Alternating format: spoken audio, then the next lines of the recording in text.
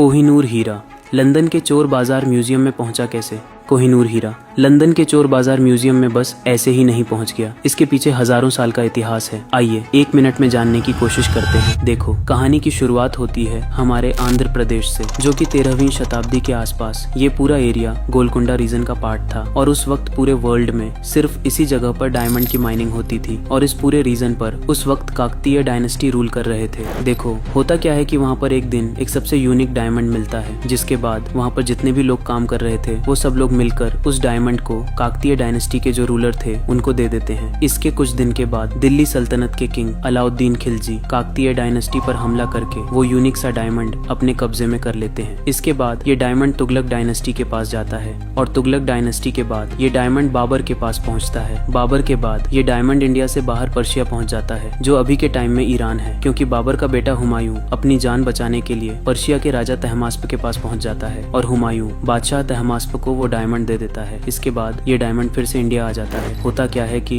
बादशाह तहमास्प अहमदनगर सल्तनत को अपने साथ करने के लिए वो डायमंड को तोहफे के रूप में दे देता है। इसके बाद 7 जुलाई 1656 के आसपास ये डायमंड मुगल डायनेस्टी के बादशाह शाहजहां के पास पहुंचता है और जब मुगल साम्राज्य कमजोर पड़ने लगता है तब पर्शिया के राजा नादिर शाह सिर्फ खजाना लूटने के लिए 1738 में मुगल साम्राज्य पर हमला कर देता है और एक बार फिर से ये डायमंड इंडिया से बाहर चला जाता है और इस डायमंड को नादिर शाह कोहिनूर कहते हैं, जिसके बाद इस यूनिक से डायमंड का नाम कोहिनूर पड़ जाता है। इसके बाद कोहिनूर दुर्रानी एम्पायर के पास चला जाता है। दुर्रानी एम्पायर के बाद कोहिनूर सिख एम्पायर के पास आ जाता है और एक बार फिर से ये कोहिनूर इंडिया वापस आ जाता है और अब तक ब्रिटिश साम्राज्य भारत पर धीरे धीरे कब्जा करना शुरू कर चुका था। और जब देखता है कि सिख एम्पायर अब कमजोर पड़ गया है तो ब्रिटिश साम्राज्य 11 दिसंबर 1845 को सिख एम्पायर पर हमला कर देता है और उस वक्त जो सिख एम्पायर पर रूल कर रहे थे महाराजा रणजीत सिंह के 5 साल के बेटे दुलीप सिंह थे, जिससे ब्रिटिश साम्राज्य वो 5 साल के दुलीप सिंह से ट्रीटी ऑफ लाहौर पर साइन करवाकर कोहिनूर अपने कंट्रोल में कर लेता है और कुछ दिन के बाद ब्रिटिश साम्राज्य कोहिनूर को अपने वतन इंग्लैंड ले जाता है और इस तरह से कोहिनूर इंग्लैंड के चोर बाजार म्यूजियम में पहुंच जाता है।